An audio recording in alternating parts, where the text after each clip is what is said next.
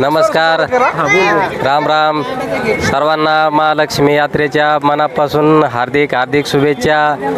आज या 2024च्या महालक्ष्मी यात्रेच्या उत्सवासाठी आपले जे काही मंडळी गावच्या बाहेर आहेत, पुण्यासारख्या ठिकाणी असतील, मुंबईसारख्या ठिकाणी असतील, याच मोठ्या उत्साहानं या यात्रेत सहभागी होण्यासाठी या प्रभू आडगावच्या या नगरीमध्ये उपस्थित झालेले आहेत.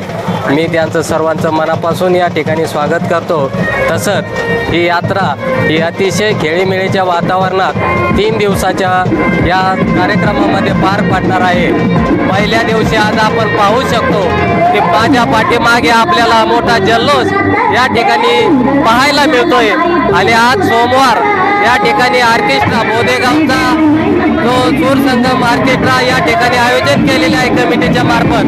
आणि त्याचा आस्वाद घेण्यासाठी प्रत्येक घरोघरून या ठिकाणी लोक उपस्थित होणार आहेत. 8 ते 11 हा ऑर्केस्ट्राचा कार्यक्रम आज या ठिकाणी होणार आहे. तसेच उद्या मंगळवारी सकाळी कावड मिरवणूक हा देखील मोठ्या उत्साहात या ठिकाणी साजरा पडणार आहे. आणि दुपारी छबिन्याचा कार्यक्रम संध्याकाळी आपल्याला या ठिकाणी पाहायला मिळणार आहे. त्याचबरोबर परवा दिवशी बुधवारी हा आपल्यासाठी कुस्त्याचा जंगी हंगामा परवा दिवशी त्याला या ठिकाणी ठेवण्यात आलेला आहे. अशा पद्धतीची 3 दिवसाची यात्रा मोठ्या थाटामाटात आणि खेळीमेळीच्या वातावरणात प्रभू आडगावमध्ये संपन्न होत आहे. याचा सर्व गावकऱ्यांनी, पाहुणे रावळ्यांनी आणि उपस्थितांनी आस्वाद घ्यावा ही मी सर्वांना विनंती करतो. आणि बोल लक्ष्मी की जय म्हणून या ठिकाणी आपल्या सर्वांचं स्वागत करतो. धन्यवाद.